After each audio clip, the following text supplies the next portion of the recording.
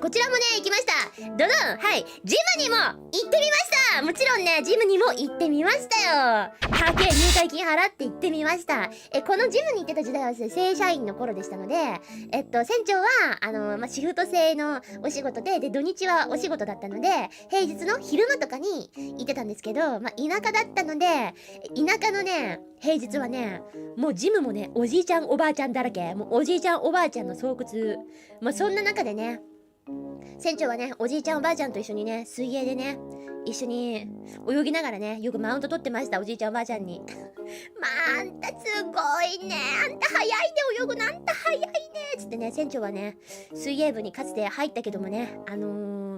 遅すぎてやめた歴史を持ってますけども、ね、おじいちゃんおばあちゃんの中でならスターでいられるバタ足で優勝しました、バタ足で。バタ足リレーで、おばあちゃんたちと一緒に、バタ足を何回みたいなのをやってる時に、前のおばあちゃんに追いついちゃって、もう、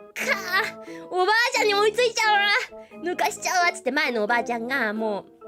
私遅いからいいよ、あんた前行きな前つってね、前行っちゃったりで、隣のレーンのおじいちゃんが、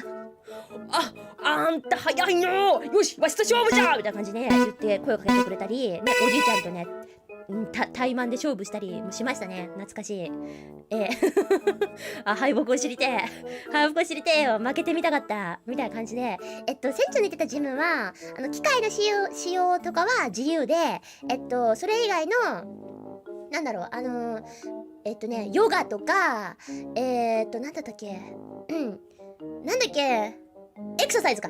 ズとか、あと水泳とかは、時間帯によって、何時からこの先生がついて、授業がありますみたいなシステムだったので、そういう時は、ね、あれで、その時間に入って、みんなと一緒に先生の指導を受けながらやったりとかね、してたんですよね。で、船長今でも覚えてるんだけど、水泳の授業を受けてる時に、なんか珍しくね、すごい若くて、綺麗で可愛い女の子がいたんです。女の子っつっても、そんな、なんだろう、10代ではないかな、20代くらいの女性がいて、すごい綺麗で可愛いなって思って友達になりたいなと思って、船長ね、更衣室でね、勇気を出して声をかけてみたんですよ。ね、すごい綺麗ですねっつって結構気軽に声をかけちゃうタイプなんで、綺麗ですねっつって声をかけて、なんでそんなにね綺麗なのにジムなんて買ってるんですかって聞いたらね、来月結婚式でウェディングドレスのために今ダイエットしてるんですって。なんだっつって、なんか船長とは違うんだな。なんか船長は一体何を目的に、一体何のためにこんな必死こいてダイエットしてんだろうって、ちょっとすごい賢者タイムになっちゃって、なんか虚しさが溢れて、なんかだんだんそれでね、友達もできず、じいちゃんばあちゃんくらいしかね、じいちゃんばあちゃんにマウント取るくらいしかやることがないのでね、だんだんとね、やる気もなくなり、行くのもめんどくさくなり、ね、船長しかもその頃車持ってなかったので、自転車とか徒歩でね、一生懸命30分くらいかけて向かってて、もうそれもだるくて、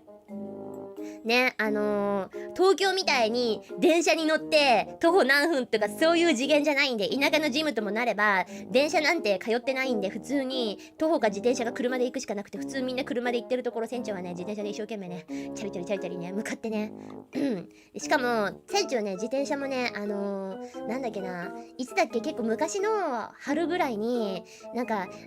道路交通法がちょっとなんか改定されて、なんか自転車ちょっと交通ルールが厳しくなって、船長交通ルール知らなかったんで、もう船長に自転車に乗る資格はないと思って自転車乗るのやめて、もうそれからもういっそ歩いていくのもしんどいなってなって、歩いていくのもしんどくなり行かなくなりましたね、ついには。そうなんですよ。